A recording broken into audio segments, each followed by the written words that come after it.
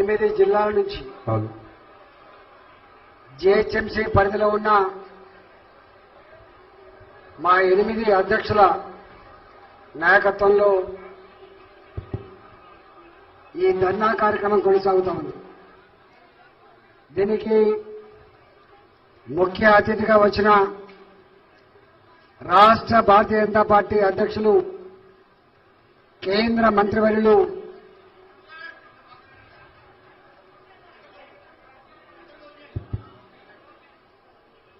పెద్దలు కిషన్ రెడ్డి గారు, గౌరవ మాజీ పార్లమెంటు సభ్యులు జితేందర్ రెడ్డి గారు, విశ్వేశ్వర రెడ్డి గారు, విజయరామారావు గారు, మాజీ శాసనసభ్యులు శాసన మండలి సభ్యులు సుధాకర్ రెడ్డి గారు, రామచంద్రరావు గారు, ప్రభాకర్ గారు, రామచంద్రరెడ్డి గారు, కోనర్ శ్రీశైలంగౌడ్ గారు, పెద్దలు వేదిక ఉన్నటువంటి ప్రధాన కార్యదర్శులు శృతి గారు, ప్రదీప్ గారు, గౌరవ కార్పొరేటర్లు, గౌరవ మాజీ శాసనసభ్యులు, శాసన మండలి సభ్యులు, జిల్లా పరిషత్ మాజీ సభ్యులు, వేదిక మీద ఉన్న పెద్దలందరికీ పేరు పేరున ఇంత పెద్ద ఎత్తున మాకిల్లు కావాలని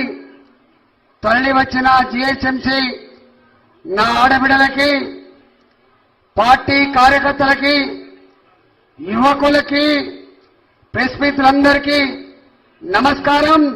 జై తెలంగాణ, జై తెలంగాణ, భారత్ మాతాకి, భారత్ మాతాకి.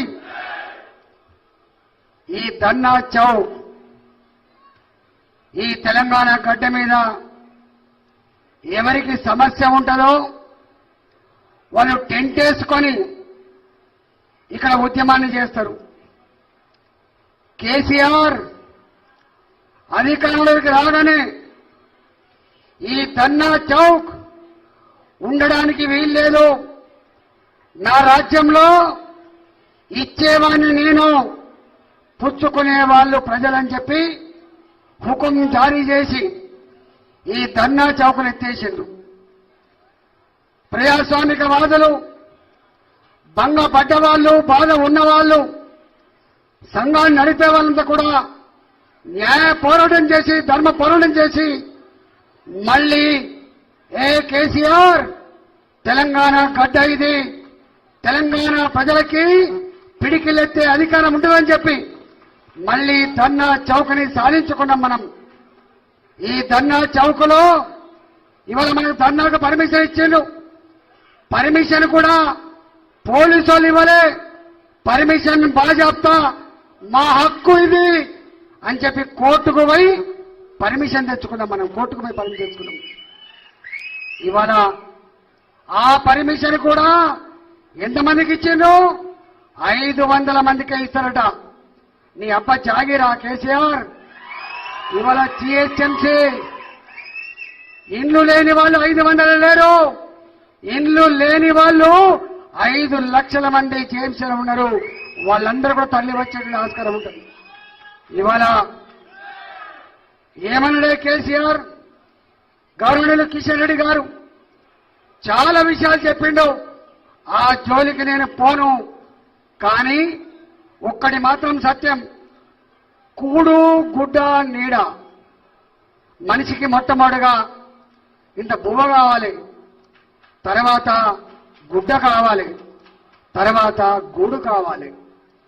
ఇక్కడ అనేక మంది పేదలు తెలంగాణ గడ్డ మీద కన్న గడ్డను వదిలిపెట్టి, కనిపెంచిన అమ్మా నాన్నను వదిలిపెట్టి పొట్ట కూటి కోసం పిల్లలు వేసుకొని హైదరాబాద్కి వస్తారు. ఎక్కడ ఖాళీ జాగాలు ఉంటాయో అక్కడ ప్లాస్టిక్ షీట్లు వేసుకొని గుడిసెలలో ములికి కాలువల పక్కన ఉండి మక్కేటువంటి నా తెలంగాణ బిడ్డలు ఇవాళ సొంత ఇంటి కళ నెరవేరాలని ఆటో నడుపుకునే వాళ్ళు, సఫాయి పని చేసేవాళ్ళు, చిన్న చిన్న నౌకరు చేసేవాళ్ళు, 10,000 రూపాయలు ఇల్లు కిరాయి కట్టలేని వాళ్ళు, నా కేసీఆర్ వచ్చిన తర్వాత తెలంగాణ వచ్చిన తర్వాత నాకు ఇల్లు వస్తుందని చెప్పి ఆశపడ్డారు. కానీ తెలంగాణ ప్రజానీకానికి 9 సంవత్సరాల 2 నెలల కాలంలో ఆ ప్రజలకు ఇల్లు రాలేదు. ఇవాళ మాటలు చెప్పి కళ్ళల్లో మట్టి కొట్టింది కేసీఆర్ అని చెప్పి సందర్భంగా చేస్తా ఉన్నాం. ఇదే పార్లమెంటు కిషన్ రెడ్డి గారి పార్లమెంట్ లో ఉంటది సనత్ నగర్. అక్కడ కట్టిండు కేసీఆర్. తెలంగాణ ప్రజలారా, మీరు మొదటి 5 సంవత్సరాలు నేను మీకు ఇల్లు కట్టించలేకపోతున్నా, నేను ప్రాజెక్టు కడుతున్నా, అభివృద్ధి చేస్తున్నా, ఓపిక పట్టమని చెప్పి ఇదే సనత్ నగర్ నియోజకవర్గంలో ఐడిహెచ్ కాలనీ అని చెప్పి ఒక 100 ఇళ్లు కట్టిండు. 100 ఇళ్లు కట్టి బ్రహ్మాండంగా ఏటపోతులు కోసి కళ్ళు పొట్టు తీసుకొచ్చి గుడాలేసి వాళ్ళ ఇళ్లలో తోలిండు. ఆ ఇళ్లలో తోలిన తర్వాత, ఆ 100 కుటుంబాల ఇళ్లలో తోలిన తర్వాత తెలంగాణ నుంచి నలుమూల నుంచి బస్సులు కట్టుకొని నా ఆడబిడ్డను తీసుకొచ్చి నా తెలంగాణ ఆడబిడ్డలోరా, నేను ఉద్యమంలో చెప్పినట్టుగా, అసెంబ్లీలో చెప్పినట్టుగా ఇగో ఇట్లాంటి ఇళ్లే మీకు కట్టిస్తా. ఈ దేశంలో ఏ ప్రధానమంత్రి ఆలోచించలేదు. ఈ దేశంలో ఉన్న అనేక రాష్ట్రాల ముఖ్యమంత్రులు కూడా మీకోసం ఆలోచించలేదు. పుట్టిందే మీకోసం, ఇవాళ బతుకుతుందే మీకోసం. మీకు డబుల్ బెడ్రూమ్ ఇచ్చి మీ రుణం తీసుకుంటా అని చెప్పి ఎప్పుడు చెప్పిండు? ఐడిహెచ్ కాలనీలో ఆ ఇళ్లను పేద ప్రజలకు అంకితం చేసినప్పుడు చెప్పిండు కేసీఆర్ గారు. కానీ 9 ఏళ్లు గడిచిపోయింది. ఐడిహెచ్ కాలనీ లాంటి డబుల్ బెడ్రూమ్ రాలే. ఇవాళ ఇక్కడన్నా కనీసం అక్కడక్కడ కేంద్ర ప్రభుత్వం ఆధీనంలో ఉండే హడ్కో 9,000 కోట్ల రూపాయలు రుణం ఇచ్చింది. హడ్కో బ్యాంక్ 9,000 కోట్ల రూపాయలు రుణం ఇచ్చింది. కేంద్ర ప్రభుత్వం అర్బన్ హౌసింగ్ కింద, రూరల్ హౌసింగ్ కింద 1,311 రూపాయలు ఇచ్చింది. 1,311 రూపాయలు కేంద్ర ప్రభుత్వం ఇచ్చింది. 9,000 రూపాయలు కేంద్ర ప్రభుత్వ బ్యాంకులు ఇచ్చినాయి. మరి ఈ 9 సంవత్సరాల 2 నెలల కాలంలో, ఈ 10 సంవత్సరాల కాలంలో కేసీఆర్ 20 లక్షల బడ్జెట్ ప్రవేశపెట్టి, ఆ 20 లక్షల బడ్జెట్ లో ఇవాళ తెలంగాణ పేదవాళ్ల ఇళ్ల కోసం మనకిచ్చిన డబ్బు కేవలం 600 కోట్ల రూపాయలు మాత్రమే. ప్రజలారా, 600 కోట్ల రూపాయలు మాత్రమే. మొత్తం ఖర్చు పెట్టిన డబ్బు 11,000 కోట్ల రూపాయలు తప్ప ఒక్క రూపాయి కూడా ఖర్చు పెట్టలేదు. 2,91,000 ఇళ్లు శాంక్షన్ చేసి ఇవాళ 1,00,000 ఇళ్లు కట్టినా అని చెప్పి లెక్కలు చెప్పి కేవలం 35,000 ఇళ్లు మాత్రమే పేదలకు హ్యాండ్ ఓవర్ చేసిండ్రు. కట్టిన ఇళ్లు పాల్పడిపోతా ఉన్నాయి. కట్టిన ఇళ్లకు దర్వాలు పీక్కపోతా ఉన్నారు. కట్టిన ఇళ్లకు కిటికీలు పోతా ఉన్నాయి తప్ప వాటి పంచే దమ్ము కేసీఆర్ ప్రభుత్వాలు లేదు. వాళ్ళకు తెలుసు, ఇన్ని తక్కువ ఇండ్లు మనం పంచే ప్రయత్నం చేస్తే పేదలు ఊరుకోరు, పేదలు రానియని చెప్పి భయంతో ఆ పని చేస్తున్నారు. ఇలా కడితే ఇల్లు ఎక్కడ కట్టిండు? కడితే గజ్వేల్లో కట్టిండు, కడితే సిద్దిపేటలో కట్టిండు, కడితే సిరిసిల్లో కట్టిండు, కడితే అక్కడక్కడ కష్టపడ్డ కొద్ది మంది అక్కడ కట్టింది తప్ప ఎక్కడ కూడా డబుల్ బెడ్రూమ్ పేదలకు ఇవ్వలేదు. ఇవాళ నేను అడుగుతా ఉన్నా కేసీఆర్ గారు, మీరు అన్నారు కదా రాజు తలుచుకుంటే దెబ్బలెక్కదు అంటాడు కేసీఆర్. తెలంగాణ ధనిక రాష్ట్రం అంటాడు కేసీఆర్ పేదల కోసమే పుట్టిన అంటాడు కేసీఆర్. నేను అడుగుతా ఉన్నా, ఇవాళ 9 సంవత్సరాలు గడిచిపోయినప్పటికి కూడా ఎందుకు డబుల్ బెడ్రూమ్ ఇవ్వలేకపోయినా ఇవాళ ప్రజలకు క్షమాపణ చెప్పమని కోరుతా ఉన్నాం. ఇవాళ ఏమంటాను చూసిండ్రా మీరు? మేమన్నా అన్నాం. కడియం సిఆర్ గారు గౌరవనీయులు ఇప్పుడు హరీష్ రావు గారు, ఇవాళ ఆనాడు మంత్రిగా ఉన్నటువంటి ఇంకా 2 మంత్రులు తుమ్మల నాగేశ్వరరావు గారు, మేమందరం చెప్పినాం, అయ్యా ఈ డబుల్ బెడ్రూములు కాలనీల రూపంలో కడితే కావివి, మీరు అర్థం చేసుకోండి. పట్టణాలలో జాగాలు లేని కాడ అపార్ట్మెంట్ రూపంలో కట్టండి. కానీ గ్రామాలలో మాత్రం వాళ్ళకు అపార్ట్మెంట్లు నడవవు. వాళ్ళకు దుడ్డు ఉంటుంది, వాళ్ళకు బండి ఉంటుంది, వాళ్ళకు గొర్రె ఉంటుంది, వాళ్ళకి ఇంత జాగా కావాలని చెప్పి మేము కోరినాం. ఆనాడు చెప్పినాం, వాళ్ళ జాగాలలో మీరు ఇల్లు కట్టాలని చెప్పినాం. గ్రామాలకు పోతే మేము ఎక్స్ప్లెయిన్ చేసినాం. మేము ఇది కుమ్మరుల వాడ అంటారు, ఇది తెనుగోళ్ల వాడ అంటారు, ఇది సాకరుల వాడ అంటారు, ఇది గౌన్ల వాడ అంటారు. వాళ్ళ వాడకట్టులో వాళ్లే ఇల్లు కట్టుకుంటారు. అవసరమైతే ఎలక్షన్ 2 లక్షల రూపాయలు కలేసుకుంటారని చెప్పినాం. కానీ ఇవ్వలే. ఏం చెప్పినాడు? గ్రామీణ ప్రాంతాలలో ఒక ఇల్లు మీద 5,04,000 రూపాయలు శాంక్షన్ చేసిండు. పట్టణ ప్రాంతాల్లో 7.5 లక్షల రూపాయలు శాంక్షన్ చేసిండు. కానీ ఎక్కడ కూడా ఇవ్వకపోగా మొన్న ఏమంటాడు? మొన్న 9 ఏళ్ల తర్వాత 10 ఏళ్ల తర్వాత మళ్ళీ ఏమంటాడు? 5 లక్షల రూపాయలు నేను ఇవ్వలేను, మీరు డబుల్ బెడ్రూమ్ కట్టుకుంటా అంటే గృహలక్ష్మి పథకం కింద 3 లక్షలు ఇస్తా అని చెప్పిండు. నేను అడుగుతున్న కేసీఆర్ గారు, 2009లో 2014లో మన బడ్జెట్ 1,00,000 కోట్ల రూపాయలు, ఇవాళ మన బడ్జెట్ 3 లక్షల కోట్ల రూపాయలు, 3 లక్షల కోట్ల రూపాయలు. నేను అడుగుతున్నా, ధరలు పెరిగినాయా తగ్గినాయా? ఆనాడు సిమెంట్ ధర 180-190 రూపాయలు, ఇవాళ సిమెంట్ ధర 300 పైసలకు ఉన్నమాట. వాస్తవమా కాదా? ఆనాడు ఐరన్ ధర, సీకుల ధర 35 రూపాయలు, ఇవాళ సీకుల ధర 65 రూపాయలు ఉన్నది. ఇవాళ మేస్త్రి ధర ఆనాడు 600 రూపాయలు ఉండే, ఇవాళ 1200 రూపాయలు ఉంది. పారకాడి ధర ఎంత ఉందో ఇవాళ అర్థం చేసుకోండి. ఇవాళ నీవిచ్చే 3 లక్షల రూపాయలు బిచ్చం తప్ప, పునాది వరకే ఇల్లు కట్టుకుంటాం తప్ప దాన్ని డబుల్ బెడ్రూమ్ కట్టుకునేటువంటి ఆస్కారం లేదు. గతంలోనే ఇదే కాంగ్రెస్ పార్టీ ఆనాడు 70,000 రూపాయలు ఇచ్చినప్పుడు మీ ముస్తి 70,000 రూపాయల కోసం మా వాళ్ళు అప్రపాలైతే ఉన్నారు. పేదవాళ్లకు డబుల్ బెడ్రూమ్లు ప్రభుత్వం పూర్తి స్థాయిలో శాంక్షన్ చేయాలని చెప్పినాం, పూర్తి స్థాయిలో డబ్బులు ఇవ్వాలని చెప్పినాం. కానీ వాళ్ళ చేతులు రాలే. ఇవాళ అడుగుతున్నా, 2014లో 5 లక్షల రూపాయలు ఇస్తే 2023లో 3 లక్షల రూపాయలు ఇస్తా అని చెప్తున్నావు. మరి దీన్ని ఏమనుకోవాలో తెలంగాణ ప్రజలు అర్థం చేసుకోమని చెప్పుకుంటున్నాం. ఈ సచివాలయం 600 కోట్ల రూపాయలతో మొదలుపెట్టిండు. కానీ వాళ్ళ 1500లో 1600 కోట్ల రూపాయలు ఖర్చు అయిపోయింది. నువ్వు ప్రగతి భవన్ మొదలు పెట్టుకున్నప్పుడు, నీ ఇల్లు కట్టుకుంటున్నప్పుడు 60 కోట్లతో మొదలు పెట్టావు. కానీ 150 కోట్ల రూపాయలు అయింది మన. అంటే అర్థం ఏంటి? ఇవాళ నీకో న్యాయం, మాకో న్యాయమా? ఇవాళ మేము భారతీయ జనతా పార్టీగా డిమాండ్ చేస్తా ఉన్నాం. ఇవాళ ఆనాడు 5 లక్షల రూపాయలను ఏదైతే ప్రామిస్ చేసినావో, ఇవాళ కూడా గ్రామీణ ప్రాంతాలలో పార్టీలకు సంబంధం లేకుండా నిజమైన పేదవాళ్ళు ఎవరైతే ఉన్నారో మీరు ఎంక్వైరీ చేయించి ఇవాళ కలెక్టర్ల ఆధ్వర్యంలో గృహలక్ష్మి పేరిట పేదలకు డబుల్ బెడ్రూమ్లకు 5,04,000 రూపాయలు శాంక్షన్ చేయమని చెప్పి నేను డిమాండ్ చేస్తా ఉన్నా. ఇదే పట్టణ ప్రాంతాల్లో కూడా ఇవాళ ఎంతమందికి అయితే మీరు కట్టించిందో, ఇంతకుముందు గౌరవనీయులు కిషన్ రెడ్డి గారు చెప్పినట్టుగా 42 బస్తీలలో 40 గజాలలో 30 గజాలలో మురికి కూపాల పక్క పంటి మీరు జీవించకూడదు, ఇక్కడ పెద్ద ఎత్తున అపార్ట్మెంట్ కడతామని చెప్పిందో, ఆయా జాగాలలో ఆయా బస్తీలలో మీరు పెద్ద ఎత్తున డబుల్ బెడ్రూములు అపార్ట్మెంట్ రూపంలో కట్టి ఇవ్వాలని చెప్పి డిమాండ్ చేస్తా ఉన్నా. నీకు ఇంకా ఉన్నది టైం 3 నెలలు మాత్రమే. నీ కట్టించే దమ్ము లేదు నీకు. ఇవాళ గృహలక్ష్మి పేరిట కేవలం ఓట్ల కోసం మాత్రమే నువ్వు ప్రొసీడింగ్ కాపీలు ఇస్తావు తప్ప ఆ డబ్బులు ఈ ప్రభుత్వం రిలీజ్ కావు. ఆ డబ్బులు కేసీఆర్ ఇవ్వడని చెప్పి మనం చేస్తున్నా. ఇవాళ మీకు భారతీయ జనతా పార్టీగా మీకు హామీ ఇస్తా ఉన్నాం. ఈ 5,04,000 రూపాయలు ఏవైతున్నాయో కేంద్ర ప్రభుత్వ సహకారంతో, నరేంద్ర మోడీ గారి ఆశీర్వాదంతో భారతీయ జనతా పార్టీ రేపు గ్రామీణ ప్రాంతాల్లో 5 లక్షల రూపాయలు ఇళ్ల కోసం ఇస్తామని చెప్పి మనం చేస్తున్నా. మాకు కులంతో సంబంధం లేదు, మాకు మతంతో సంబంధం లేదు, మాకు రాజకీయాలతో సంబంధం లేదు.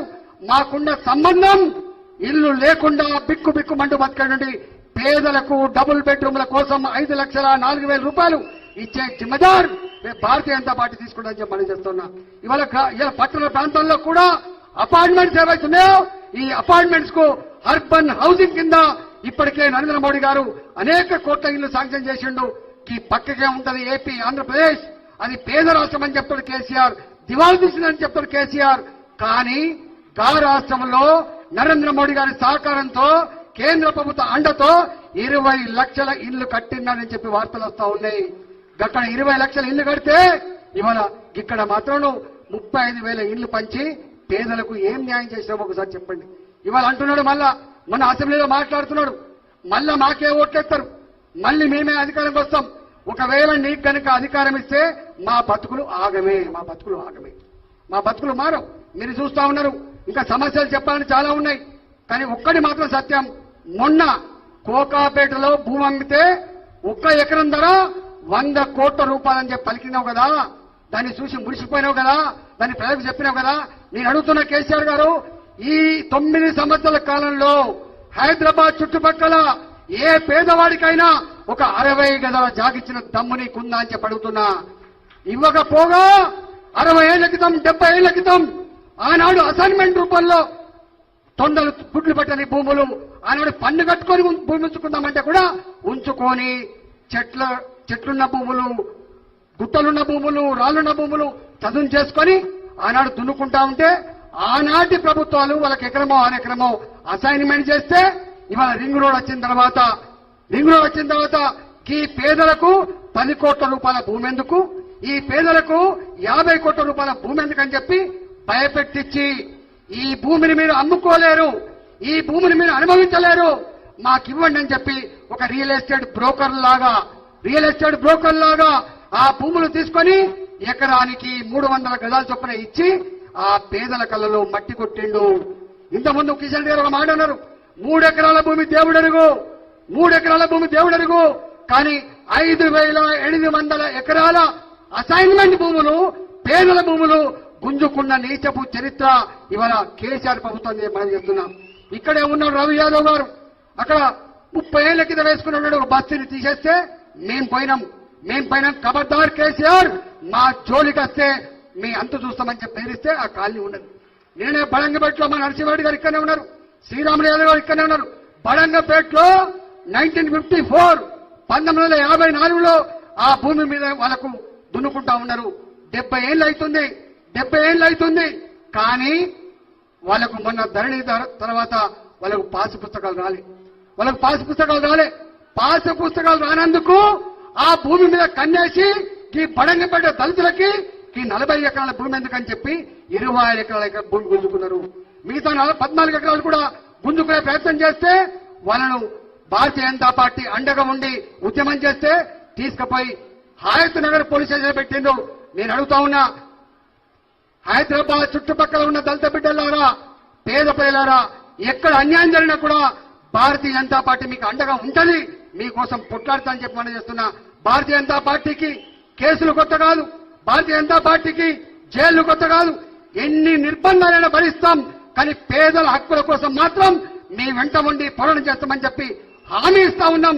భారతీయ జనతా పార్టీని మీరు ఆశీర్వదించండి, భారతీయ జనతా పార్టీని తెలంగాణ గడ్డ మీద గెలిపించండి. కేంద్ర ప్రభుత్వ సహకారంతో, నరేంద్ర మోడీ గారి ఆశీర్వాదంతో ఈ డబుల్ బెడ్రూమ్ కళ, సొంత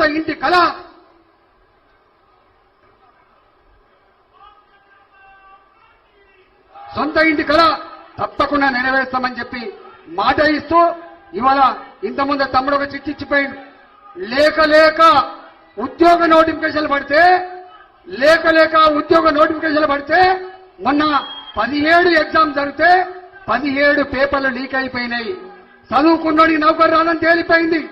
పైరవికారులకు, బ్రోకర్లకు మాత్రమే ఆ పేపర్లు లీక్ అయిపోయి వాళ్ళకే మళ్ళా ఉద్యోగాలు వస్తాయని చెప్పి తేలిపోయింది. అయినప్పటికీ కూడా ఆశ సాధకామ నిరుద్యోగ బిడ్డలు ఇవాళ సిటీ సెంట్రల్ లైబ్రరీలో ఉపాసమని చదువుకున్న వాళ్ళు ఇవాళ వాళ్లకు ఎగ్జామ్స్ పోస్ట్ పోన్ చేయమని చెప్పడుతున్నారు. అన్ని ఎగ్జామ్స్ ఒకేసారి ఉంటే మేము రాయలేము, టెన్షన్ భరించలేము అని చెప్పి మాకు కొంత కుషన్ కావాలని చెప్పి వాళ్ళు డిమాండ్ చేస్తే అరెస్ట్ చేస్తాను తప్ప, బెదిరిస్తాను తప్ప ఎగ్జామ్ పోస్ట్ పోన్ చేస్తారు. దానికైనా డబ్బులు ఇవ్వాల్సి ఉంటుందా? దానికేమైనా చేసే ఉంటుందా? రాచరికం అంటే నేను అన్నదే వేదమైనటువంటి ఒక అహంకారం తప్ప కేసీఆర్ గారు ఆ నిరుద్యోగ బిడ్డలు ఏ గ్రూప్ 2 ఎగ్జామ్స్ అయితే పోస్ట్ పోన్ చేయమని చెప్పి అడుగుతున్నారో మీరు ఆలోచన చేయమని చెప్పి కోరుతున్నా, దాన్ని పోస్ట్ పోన్ చేయమని కోరుతున్నా. ఎందుకంటే అనేక ఉద్యోగాలు ఉన్నాయి, అనేక ఎగ్జామ్స్ ఉన్నాయి కాబట్టి ఈ ప్రెషర్లో, ఈ మానసిక ఒత్తిడిలో వాళ్ళు చదువుకోలేరు కాబట్టి, మానవతా కోణంలో వాళ్ళు మన బిడ్డలే కాబట్టి, పేద బిడ్డలే కాబట్టి మీరు వాటి పోస్ట్ పోన్ చేయాలని చెప్పి డిమాండ్ చేస్తా ఉన్నా. వాళ్ళు కోర్టు మెట్టెక్కిండ్రు. నాకు తెలిసి చట్టాల మీద సంపూర్ణమైన విశ్వాసం ఉంది. ఈ ప్రభుత్వం నియంత్రిత ప్రభుత్వం కాబట్టి కోర్టు అయినా మానవతా కోణంలో ఆ ఎగ్జామ్ పోస్ట్ పోన్ కోసం తప్పకుండా విద్యార్థుల పక్షాన, నిరుద్యోగుల పక్షాన నిలుస్తానని చెప్పి ఆశిస్తూ సెలవు తీసుకున్నా. జై తెలంగాణ, జై తెలంగాణ, భారత్ మాతాకి. డబుల్ బెడ్రూములు